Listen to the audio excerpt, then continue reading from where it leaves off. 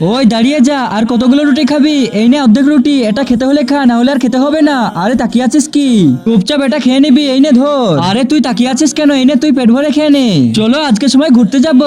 আরে দাঁড়িয়ে যা তুই, আর জায়গা নেই, তুই হেঁটে চলে আয়। ভাইয়া দেখো এ আমাকে বসতে দিচ্ছে না। আরে ওই তো বলে দিয়েছে হেঁটেই আসবি তুই।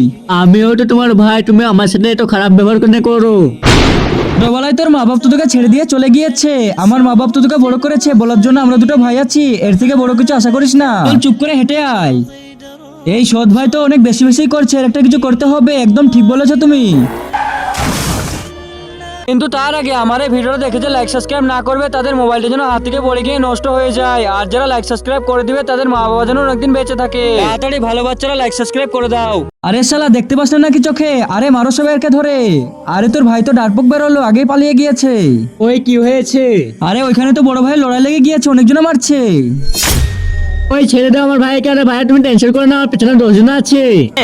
अरे भागो।